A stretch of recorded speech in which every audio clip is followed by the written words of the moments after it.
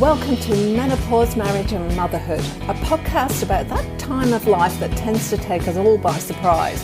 I'm your host, Karen O'Connor. Let's get right into it. Today I'm talking to Esther Nagle, and I'm actually really excited about this because we contacted each other a couple of weeks ago and we said, we'll do a quick sort of 15-minute, 20-minute session to talk to each other. An hour and a quarter later, we were still on the phone. So Esther, I'm really intrigued by this. She's just to give you a little bit of background about Esther. She says, I am a sober, tattooed, single mother, perimenopausal rock chick yoga teacher with ADHD, which just about sums up our conversation the other day because that was just great. So you were diagnosed with ADHD when you were in your 40s. Is that right? I was diagnosed last year when I was 46. So I was a month away from my 47th birthday when I was diagnosed. And I'd worked it out. I think it was the September of the year before when I got my GP confirmed that I probably do have it. I'd suspected for quite a while, for about a year before that. So I was kind of figured it out in my mid-40s, around about 44, 45, I figured it out. And when I got the diagnosis last year, I think within about the first three questions, both me and the psychiatrist knew that the answer was going to be a resounding yes, because I was answering every question very excitedly, bouncing around in my seat with, three different stories to explain why the answer to the question was very definitely, yes, I do have that symptom. It was really quite amusing. And when I got in the diagnosis process, the first clue that I had was when he told me I have a list of questions and I'm going to ask you them. My first thought was, can you just give me the form so I can write the answers myself, please? Because I just didn't have the patience for somebody to sit there and ask me questions when I knew I could have written the answers myself. Like, that was my answer right there, really. It's just amazing. ADHD, they reckon, is actually probably an equal number of girls and boys that get it, but it's the boys that are diagnosed. We've all got this image of an ADHD kid who, he's a boy, he's bouncing off the walls and rocketing around the classroom and can't sit still for 5 minutes. But in girls, it presents differently, doesn't it? Yeah. So girls are either more the inattentive type, so we're the quiet daydreamers who just get lost in our own heads, can't focus, can't, kind of finish anything, will get distracted from, you do something for more than 2 minutes and you've forgotten what you were doing. Or we're very talkative and the hyperactivity comes out as being really chatty. Now, in the summer, I met a little girl. I don't think she paused for breath. She was just like this constant stream of chatter. She was adorable. But, that to me just said, I wonder if she's got ADHD, because she just didn't stop. She just did not stop talking. And it was from one topic to the next without pause. You could just see her mind was racing with all these ideas. And so, she's probably, I would imagine, she's certainly worth considering that she's got ADHD, but I don't know if anybody would. It's interesting because years ago, before I had the kids, I used to teach swimming. And there was this one little girl in my class. She was maybe six.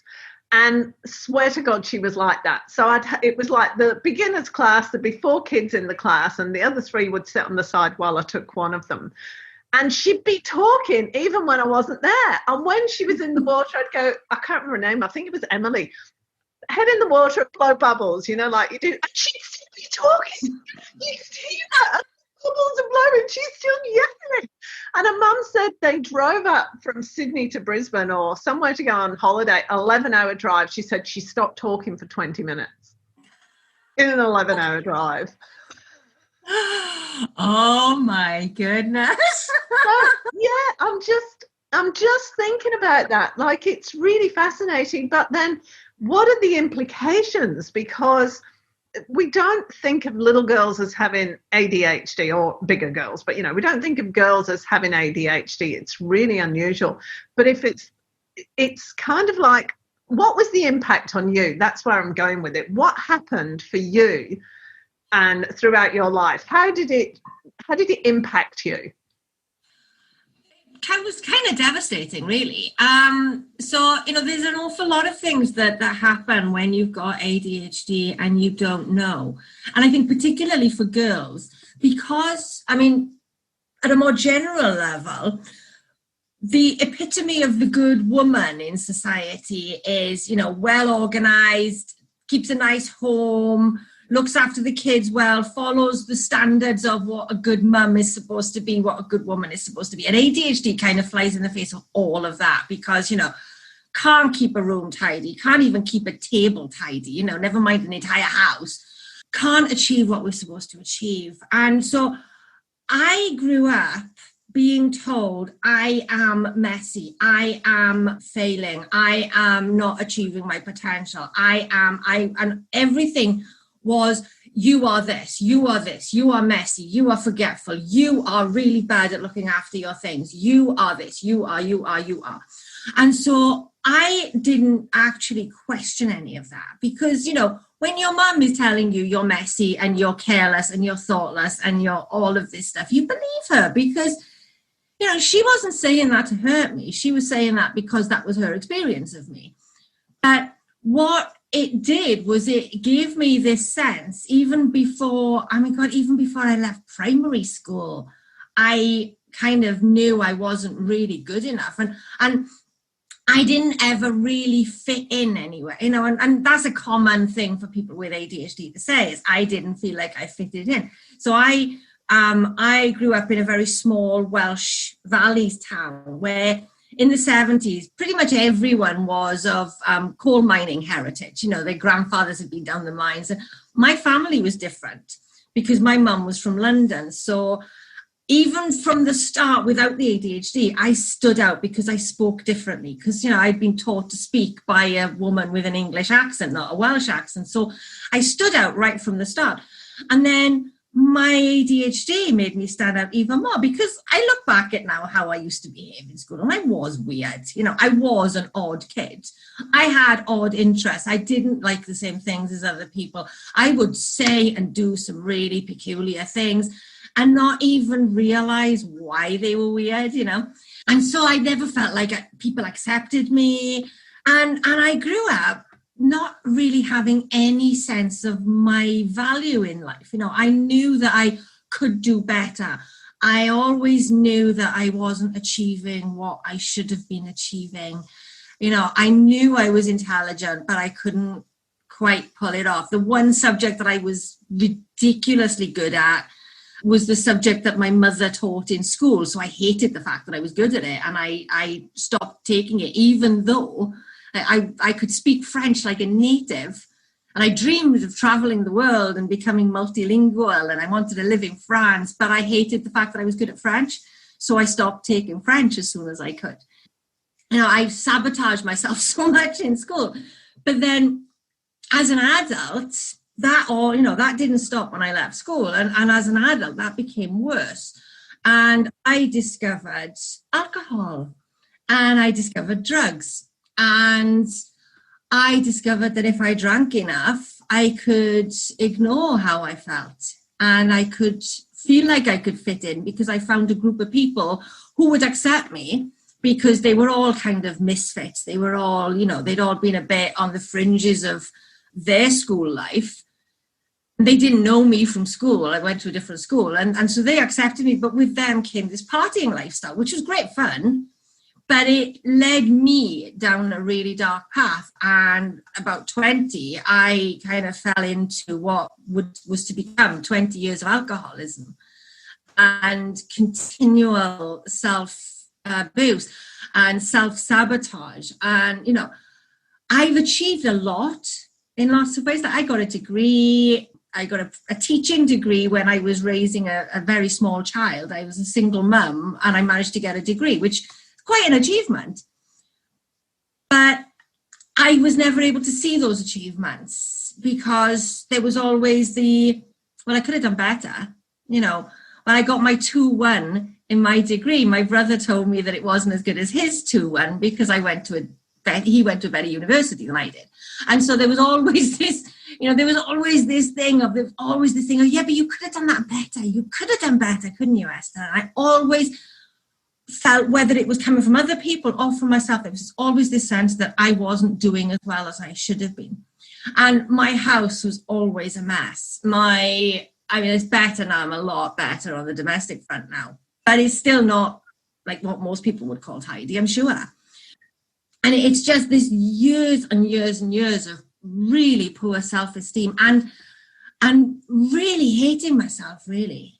And because you can't articulate that you actually absolutely despise yourself, that came across as some really unpleasant behavior sometimes. I'd be really mean to people because, that projection thing that I was unhappy with myself, so I'd have to find somebody else I could belittle to make myself feel better.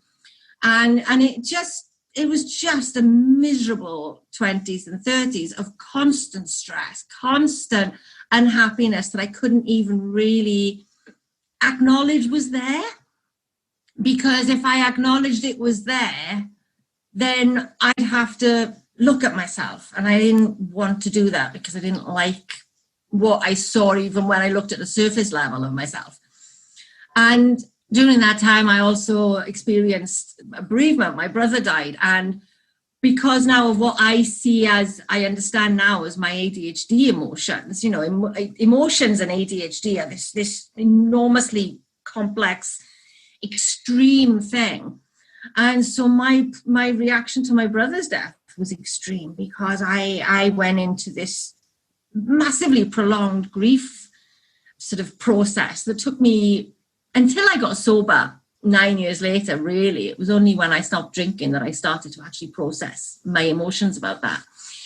And so, it was just always these extremes of emotions that I never knew how to handle, and constantly feeling like I was not really someone I should be. I was not being who I should be and not knowing how to be that person. Happy, wild, happy highs. Like if I was excited about something, everyone around me knew about it. I would be excited for months, like a child at Christmas. So I could get really happy, but then the lows, I remember times when I would be lying on my sofa and it felt like, the Death Eaters in Harry Potter. Not the Death Eaters, the ones who suck out your joy. Yeah. They're not the Death Eaters. I can't remember what they're called.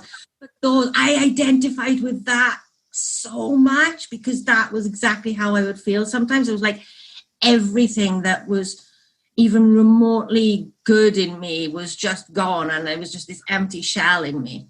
So I had quite a long history of poor mental health, but not recognizing it as poor mental health. Because I had such a low opinion of myself, I never saw that I had anything that actually warranted asking for help. I never saw that I deserved the help or that I needed the help. I just thought that I was, this awful person who deserved to lie on the sofa feeling dead inside because I was no better than that. So when I eventually had the inevitable breakdown in 2013, which was so long coming, it was a bit of a shock at the time, but with hindsight, I knew that it needed to happen. That kind of opening and that tearing me apart that happened, it saved my life because it meant I had to look and change how I was living. And through that, I trained as a yoga teacher, and that gave me tools to be able to see myself, to be able to actually look at myself, to be able to see myself, and to be able to start to like myself and to accept this is who I am, and I'm okay with that. I'm okay. Yes, my house is messy, but I'm okay. And yes, I haven't done my to-do list today, but I'm okay.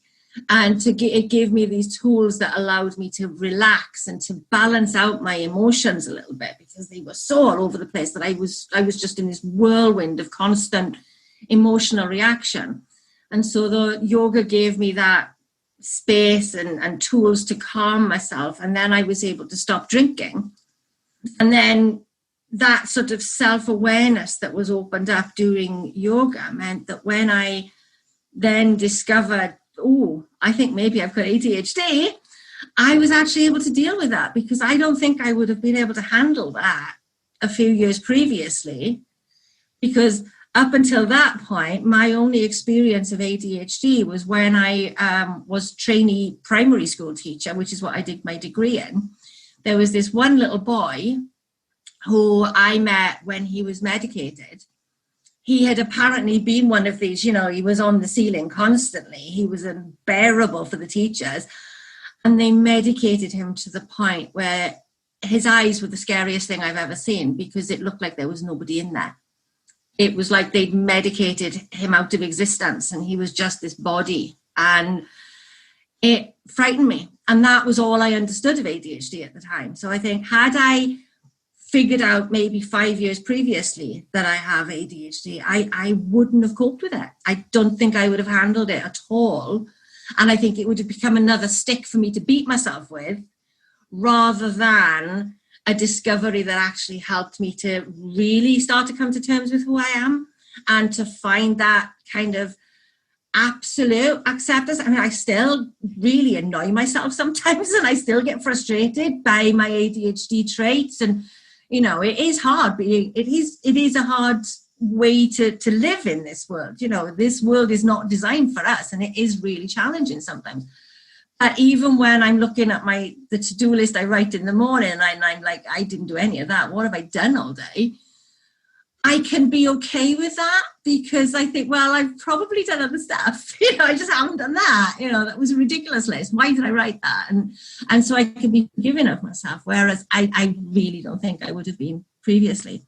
And so yoga helped me, not only helps me to manage the ADHD, but it helped me to accept it. So you were saying there's like 3 different tangents I want to go off. Sorry. No, that's all right. I'm tapping my fingers, because when something comes up, I have to remind myself by tapping my fingers. I've got 3 fingers going now. So the first one is the emotions. You mentioned about the emotions and ADHD. Is that one of the, one of the symptoms in girls, is that your emotions are heightened and sort of really extreme? Yeah, now the emotion side of ADHD is fascinating, because it used to be part of the recognized diagnostic criteria, and it's not anymore. And apparently they took it out because it's not easy. It's harder to measure emotions. So it's harder to put it into a formal diagnostic criteria. It's harder to research. I don't entirely understand, because what I see in all the ADHD, a lot of groups with women, particularly with ADHD, because I care about men with ADHD as well, but I'm really interested in the experience of women with ADHD. And what I see in those groups, those Facebook groups, it's all about our emotions. There's not a single thing that isn't actually connected to our emotions. And I mean, that's true of all human beings. You know, we think that we tell ourselves that we're thinking creatures, that we're logical beings, but we're not, because everything we do is driven by our emotions, and we just logic our way to justify our emotional reaction to life. You know, we act from our emotions always. And in ADHD, the emotional response is amplified. And we also have this delightful thing called rejection sensitive dysphoria, which only, according to what I've read, has only ever been found in people with ADHD. And that is a bitch, because that will have me telling myself, as we're doing this call now, you might do something with your eyes, or you might do something, your mouth might change, something tiny little thing that I see in you, and I might convince myself that you absolutely hate me, that you're bored rigid, and that you can't wait to get off this call. Or somebody might, I send somebody a text and I still haven't heard from them 2 hours later, and so I've convinced myself that they don't like me anymore, and that they're never going to talk to me again, and that they're actually trying to figure out how to tell me to piss off out of their lives, and so on. And it affects everything. And I look back at my life and I can see how this bloody thing has destroyed so much in my life. I have walked away from friendships because I've convinced myself that I've done something to upset them, and I've not had the courage to actually say, have I done this? Because I'm scared of them saying yes, and I'm scared of them saying that they don't like me anymore, so I'll just never talk to them again. And I've walked away from some brilliant friendships. I've absolutely discarded some of the most important people in my life because of it. And I don't know how to go back and heal that anymore because it's been too long. It's been like 10 years or more, and I don't know how to make that right anymore. And yet I can still feel that pain when I think about those people. And I've not applied for jobs that I knew I could have done because I thought, oh no, there's this one tiny thing that they won't take me for. And it affects everything. So our emotions are the absolute pivotal thing of how we live with ADHD, like everything, even down to procrastination. Procrastination is another one of the big traits with ADHD, but that's an emotional response. That's I'm scared to do this, or I'm far too interested in this other thing, or that's really boring. And it's all an emotional response. It's all about our emotions. So everything comes down to how we feel. And the medical community taking that out of the diagnostic criteria, I think, is a spectacularly unhelpful thing that particularly impacts women. Again, because women are more in tune with, we are more in touch with our emotions. We're more allowed to have, like boys, men, there's a whole other conversation around men and their emotions. And I could talk about that for hours as well. But women, we know that we're emotional creatures, we're not in denial about it, or we're not told we can't be. So for them to take that out of the ADHD criteria and tell us that doesn't count, I think it's part of the reason why women don't recognize themselves having ADHD, and it's part of the reason why there is so little understanding of women and girls and ADHD, because that's not included. Take that in, and the number of diagnosed women with ADHD would skyrocket. It's interesting, isn't it? Because when you think of it from that perspective, I've got four fingers going now. When you think of it from that perspective, so many questions coming out of this, it's great. It's, the hysterical woman thing. I wonder how much of that historically has to do with ADHD women. I'm building up on that, on what you said about, you look for the slight nuances in people's faces. How, the people who are very good at reading other people, I wonder what proportion of them are ADHD, because we're looking for meaning all the time, trying to read people. Yeah.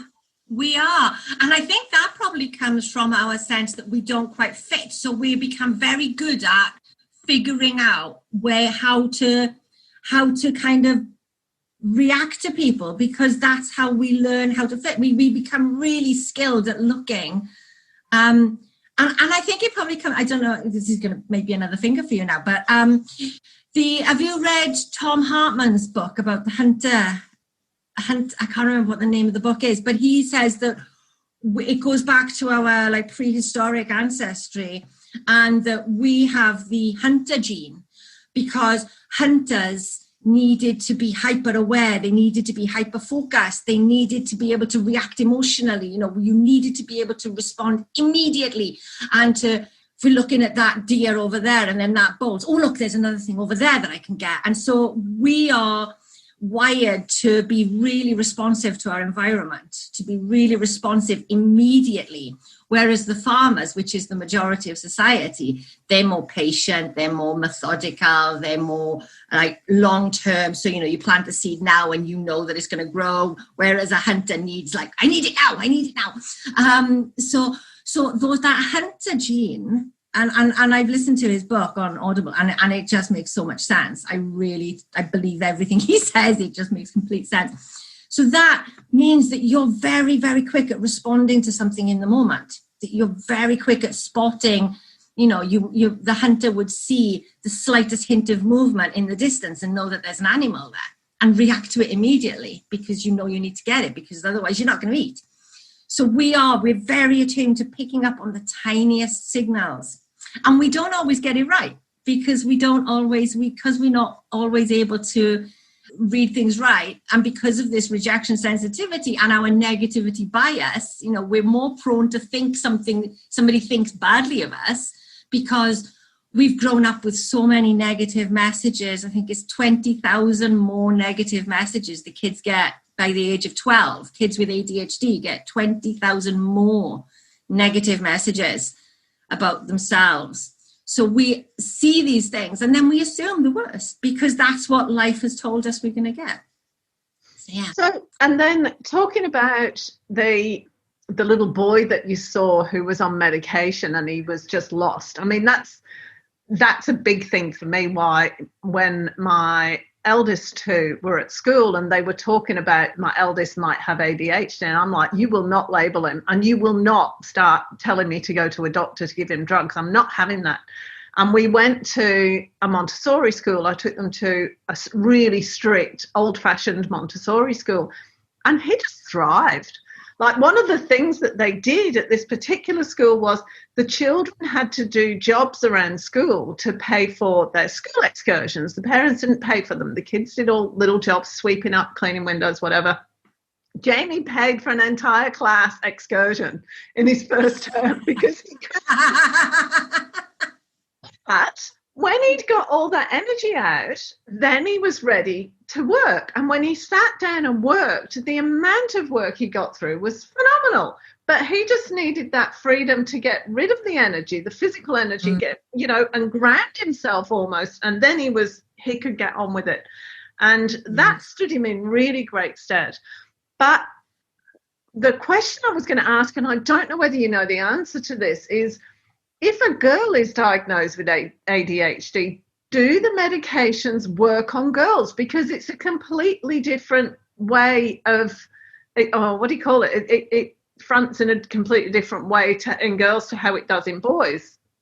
I'm looking for I know what you mean. Yeah. I don't know about girls because obviously I can only speak about my own experience. I've been on medication. I've been on Concerta since November last year. And I started on a very low dose, didn't notice anything at all, could barely even remember to take the pills. I didn't notice any difference. And then he upped my dose a little bit. And the next time I went to see that psychiatrist, which is actually the last time I've seen him, and I really need to see him. But I was saying, well, I feel a lot calmer, I feel a lot better. And after we'd sat in the room together for about half an hour, and I was starting to feel emotionally a bit more grounded at that point, because I was at the point of diagnosis, I was in a bit of a strange sort of emotional place. And he said to me at the end, he said, well, I can tell the medication is working because you've managed to sit still the entire time we're talking. And it was in that moment that I realized that I was pretty hyperactive, and I'd never thought about it before. But I am. And this year, I'm not sure my medication is working so well this year, but I'm also not sure if that's just, it's 2020. We've gone through hell. There's no way ADHD medication is not designed to deal with 2020. So I don't know if it's the medication's not working or if it's just that actually I'm dealing with other stuff as well, and it's not just the ADHD that's causing it. But I say in that, and actually I'm in a really good place. I'm in a better place than I was this time last year. And I can't tell you for absolutely sure if it's the medication or if it's that I've enormously upped my yoga practice this year. And I've been really, doing the self-care stuff a lot more because I knew that the only way I was going to get through this year was to really lean on my self-care practices. So I can't tell you what it is that's doing it, but I know I sometimes feel like I'm as distractible, and I'm very prone to procrastination, which 6 months ago, I didn't know what I was doing. So, there are times when I don't think this medication is working. But then I look at how much I've got in my life and I think, actually, I've just got too much on. So there's no wonder I'm not getting everything done. So I think it does work. it doesn't always work for everybody. And I think this is the key, is it might be that I need a different medication. It might be that medication isn't the answer for me. Some people it really doesn't work for. Some people it doesn't make them worse, but it doesn't really do anything. Some women actively get ill on the medication. They can't handle the stimulants, the non-stimulants don't work. So it depends. I think some people it saves them, and some people it doesn't work for them. So I think you've got to, the key is finding a doctor, a psychiatrist, or whoever's treating you, to make sure that you're working with them and that you're able to tell them how it's showing up for you, how it's affecting you, so that you can work together to find the best treatment. But also it's not enough on its own. It's not like a magic pill that's going to cure your ADHD or that's going to solve all your ADHD traits. You have to do the other thing, like you have to do the self-care. You have to make sure you're getting enough sleep. You have to make sure you're eating well. The exercise factor is really important. Medication alone isn't going to solve it. It's not the only thing. It's part of the plan. Now, I know that if I was only relying on my medication and not doing the yoga, not doing the breathing, not doing the writing, not doing the exercise, if I wasn't doing any of those, I wouldn't be feeling the benefits of the medication. So it's just part of the toolbox. So going back to it, because you said a few times that yoga gave you the tools to be able to recognize what was going on and release a lot of the stuff. How did it do that? So going back to when I was doing my teacher training, I was in the grips of a 20-year alcohol addiction that I wouldn't even acknowledge that I had. If you told me I had a drinking problem, I would have got really angry with you, denied it, and listed all the friends that I have that could prove to you that I wasn't an alcoholic, because if anyone was an alcoholic, it's them. Because that's how it works. You can only have one alcoholic in your group of friends, apparently. But that was what I surrounded myself with people who made me feel like my behavior was normal.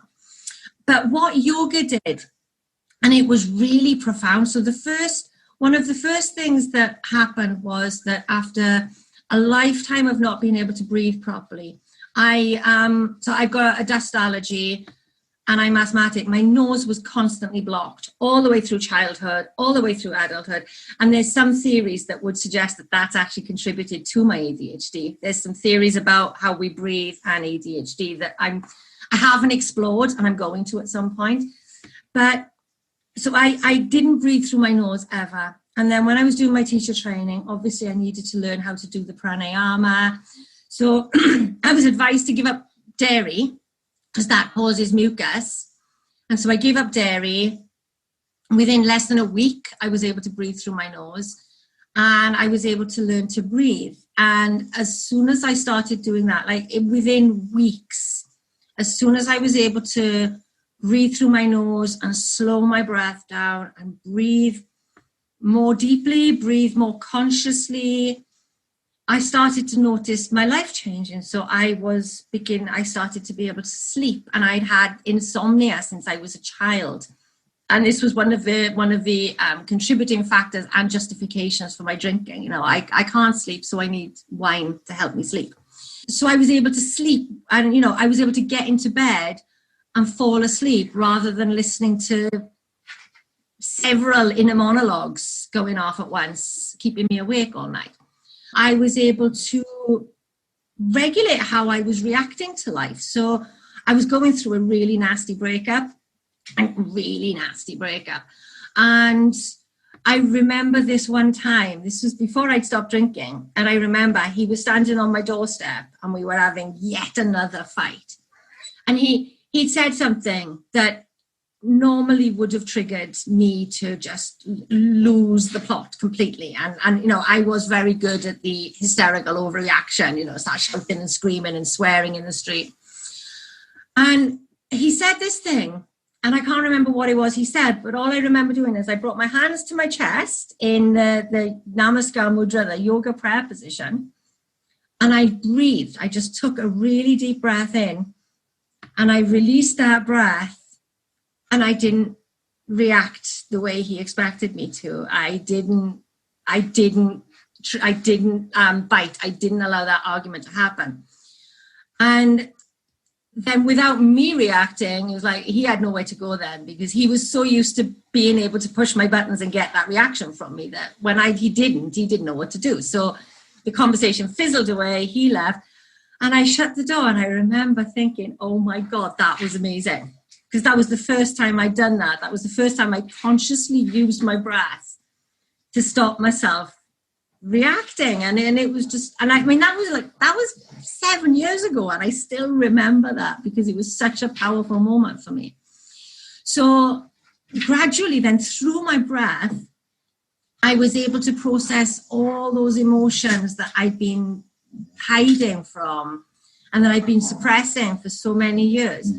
And I was able to be with them and be with the pain that I was carrying around with me, and to be with all that self-loathing and all of that unhappiness and all of that fear and everything that was swirling around inside me.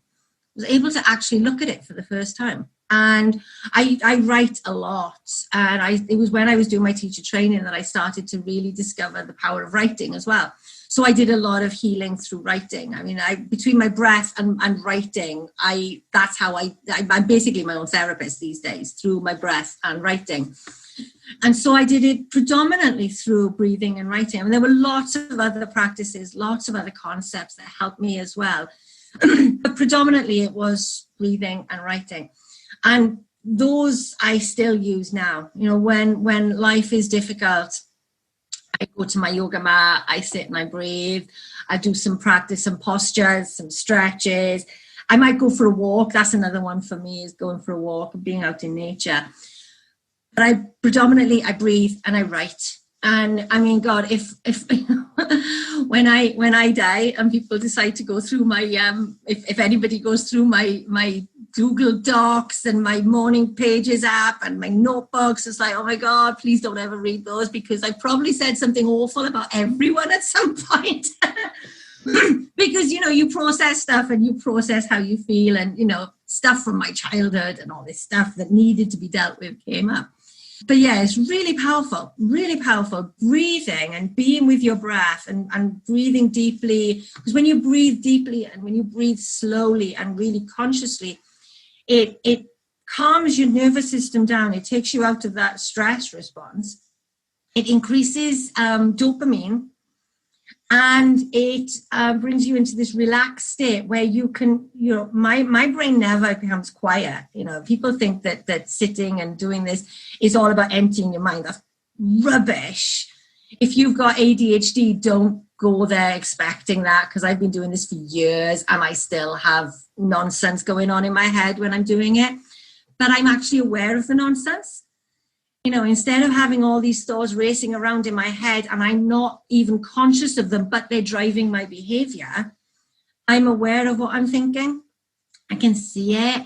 And I can then look at that thinking, well, that's meaningless, so I don't need to pay any attention to that. Or, okay, that's really important, I need to look at that at some point. And then sometimes things will come up that I'm like, oh, I didn't know that was going to happen. And then I'll go and write about it. So, you know, the idea that meditation is something that you do that means you empty your head when you've never done it before is really, really letting people down, because particularly in the ADHD community, I mean, there's a massive resistance to sitting still for a start, and there's a massive, you know, feeling of not doing things right. You know, if we can't do things right, we hate ourselves for it. So we go into something like meditation thinking we have to sit still for half an hour and we have to empty our head. We can't do either of those things for half an hour. We can't even do them for half a second sometimes. So we think that we failed, and so then we think we can't do it, and then we hate ourselves for it and wish we hadn't tried. But actually, if you've got ADHD, sitting for 1 minute and watching your breath is going to be really profoundly beneficial for you. And the more you do it, the more you can sit, the more you can just be okay with the fact that your brain's really still really active. I don't even try to stop thinking. I just, when I'm doing it now, my thoughts are there. They're always there, but I'm keeping my focus on the breath. So I know that I'm thinking, But whenever I find myself getting sort of distracted with the thoughts, I just come back to the breath. And if I can keep my attention on one inhalation or one exhalation at a time, then that's good enough for me. And I don't worry about the next one. And I don't worry about the ones that I've missed. I just focus on the one that I'm doing at the time. And whatever else is going on in my head is fine. And that in itself can lead you to self-acceptance, because when you're okay with the noise in your head and you can just be with that, you can be okay with everything else, or you can start to be okay with everything else. And it's really profound. Even just 1 minute will just, 1 minute every day would change your life. Wow. It's nearly time for us to wrap up now. Oh, no, is it already? Oh, my word. So the last thing I was going to ask you is, can you tell me sort of what symptoms to look for in yourself or in your daughters? What are the major symptoms? And also what you can do to help yourself. I mean, for you, it's been the breathing and the yoga, and just the self-care is the most important. That's what I'm hearing. Is that right? Yeah. So self-care, and also finding other people like you. So as well as the yoga, as well as the writing, the other thing that really helped me was a Facebook group called ADHD for Smart Ass Women, which I found. I joined one group, which my first interaction with them left me feeling like, well, I don't even fit in the ADHD community then, because I can't even get that right. And I left that group, and then I found ADHD for Smart Ass Women, and it was like, oh my God, I found my people. And you spend 5 minutes in that group and you think, yeah, okay, I am crazy, but so is everybody else, and it's fine because they're all so brilliant. And if they're all brilliant, then that must mean I am as well. And Tracy Otsuka, who's the founder of that group, she's also got a podcast, and she is just the most amazing person. She is so strength focused that if you spend, like I've been having some coaching with her, and I did her course in the summer, and it was amazing. But even if you just listen to her podcast, or you just go in the group, and the ethos of the group and the way that the group is run, it's so strength focused that you constantly being reminded that yes, you have challenges, but you also have strengths. And finding your strengths is so empowering, because actually when you look at the strengths of ADHD, they are the traits that are actually the hallmarks of success and of the people want. We're creative, we're innovative, we're passionate. We can go on a podcast at 5:45 in the morning when we're still quite tired and talk absolutely too much. Really well. So much.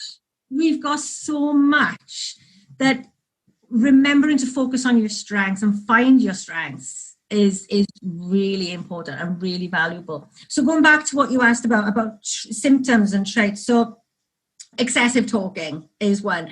I'm hyperactive. I'll dance in the supermarket with my headphones on, and I've only started doing that in my 40s. I think that's also evolved a little bit with the I don't really care what anyone thinks about me anymore thing that comes when you're in your 40s.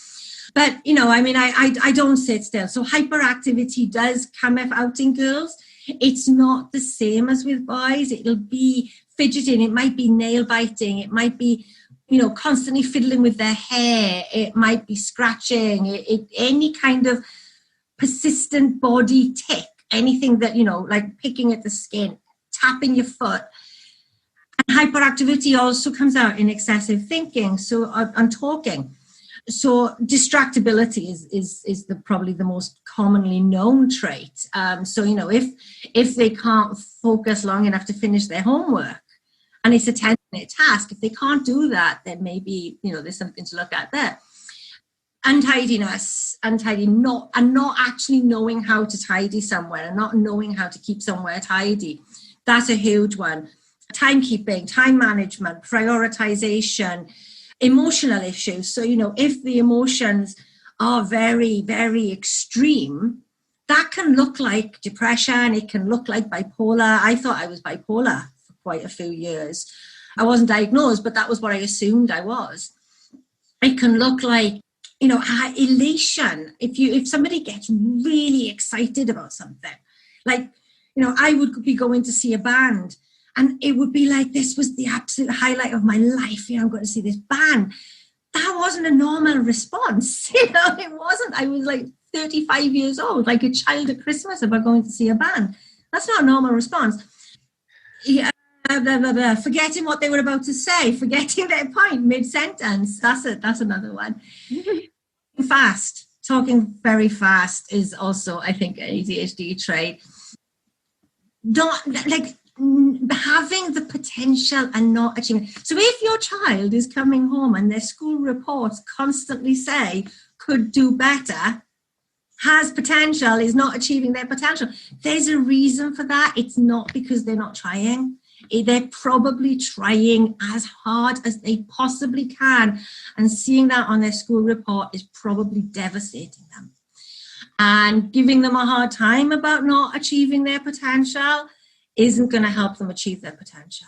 And it probably is the most common flag that people get, I would imagine. If your child isn't achieving their potential, there is a reason for it. And it might be, it might not be. It might be that they're being bullied in school. It might be that there's something else going on. It might not be. But if that's consistent throughout their school life, and they, it's not that they're being bullied by the same kid year after year after year or something like that, then it's worth looking at whether they have some sort of neurological difference. Because yeah, I was that kid, and I was, apart from a couple of subjects, I knew I couldn't have been trying any harder. I knew that there was no better I could have done, and I couldn't understand why I was being told I could have tried harder, because I couldn't. Poor handwriting as well, I think that's quite a common one too. But then that has also got other things. And that's because, because our brains are operating at a different speed. So our brains are really fast, and our hands can't keep up with it. So, your thoughts are 3 words ahead. So your hands are struggling to keep up. That's just a few that I can think of off the top of my head. I know that after we finish this call, I can think, oh, yeah, and that, because there's lots. And I can't remember whether I told you about it last time. It's called puttylike.com. PUTTYLIKE. I think you did mention it, yes. Yeah. And she talks about, she's coined this term multi-potentialite. It's for people who can't stick at anything for 5 minutes, and it's ADHD. It's female ADHD. That's what it is. Yeah, she's very supportive of people. She's got a lot of great stuff going on. Yeah, that is another real big signal is that get so passionate about something, become an absolute expert in it, and then 3 weeks later, because that's how long it takes someone with ADHD to become an expert, you never speak about it ever again, and you're really embarrassed about it, or you're not embarrassed. I do sometimes, like I'll get really excited. I'm doing this now, and then I'm like, oh, I hope nobody remembers I said I was going to do that, because now I don't want to do it, but now I want to do this, and and we get so exuberantly so excited about it, as about our passions, and then that leads people to think that you're fickle, you're flighty, you don't stick at anything. But actually, we might learn more about that thing in a month. In that month, we're super passionate about it than it would take you to learn in 2 years. And we might know more about that, and then we've learned all we need to know. So why would we stay interested in it? Because people with ADHD need that positive, they need that dopamine hit, and so we need that positive emotion. So when something's boring, we're not going to want to do it. Thank you so much. It's time to wrap up, and I really appreciate it. And there are no expressions on this face of rejection. Let me just tell you that. It's an absolute pleasure talking to you. Lovely to talk to you too. It's like, this is something that needs to be spoken about. It's something that we need to be more aware of. ADHD is not a boy's thing. It's across both genders, and we just need to recognise the difference. Yeah, absolutely. Yeah. And the other positive thing, I think, as well, and we were talking about this the other day, and I may as well share it here. A couple of years ago, maybe a bit more than that, I put up a post on Facebook about how I like to move house all the time, which apparently is another trait of people with ADHD. I like to move house all the time, and I'm saying this. And this psychologist in the States actually on Facebook wrote a comment on my post diagnosing me with ADHD, telling me to go to the doctors and telling me exactly which tablet I needed to ask for, and also telling me that when I took these tablets, I would be more normal. And when I'm more normal, then I would be happier. And I'm like, hey, I don't want to be normal. Normal is my worst nightmare. I'd rather be different. But the other thing for me is life's a bell curve. And we're kind of on the outer extremities, but it's those outer extremities that keep life developing and keep moving things forward. You know, we need 80% of the people to be normal, but we need 20% to be like bubbling on the extremities, making a difference. Absolutely. Look, every development, every innovation that has moved mankind forward was come up with by an AD, by somebody who looks at, I mean, is somebody who looks and thinks about how you can change the status quo is not in the 80%. Because if you're in 80%, you don't want to change the status quo because that's where you live. If you are looking and thinking, how can I do this differently? This can be done so much better. That creativity, that innovative thinking, that out of the box thinking, that comes from the different brain. And like I said, you know, these are the traits that society needs. And society needs to stop telling us that we're rubbish for having them, because actually if everyone that has ADHD was medicated into normality, we'd stagnate. We would absolutely stagnate. You know, everyone who has ever changed the world in any way could probably get an ADHD diagnosis. I'm convinced of it. Well, I think so, because one that I remember is somebody saying, had Albert Einstein been born 100 years later, he would have been on Ritalin and he would never have created any of the things that he did. Yeah. Galileo, he's the one who figured out that we move around the sun, wasn't he? Imagine that kind of thinking doesn't come from a normal brain. They would have medicated that out of him, and we'd still think we lived on a flat planet, that the universe revolved around us. Yeah, we need these brains, and when you look at the positivities and the traits that people with ADHD do love about their ADHD, it is the stuff that people aspire to have. It absolutely is. That creativity, that innovation, that passion. That's the stuff that makes the world go around. You know, we do need the farmers, but we need the hunters as well. We do. Thank you so much. That was great. Thank you. It's been an absolute joy. Well worth getting up early for. Thanks for joining us this week on Menopause, Marriage and Motherhood. Make sure you visit our website, middleagedwomenstuff.com, where you can subscribe to the show in any of the players or via RSS so you'll never miss a thing. If you liked this show, you might want to check out the webpage, which gives you lots more information about both our host and our guest, along with heaps of other resources. Be sure to tune in every Tuesday and Friday for the next episode. And that's all for this episode. We can't wait to see you next time.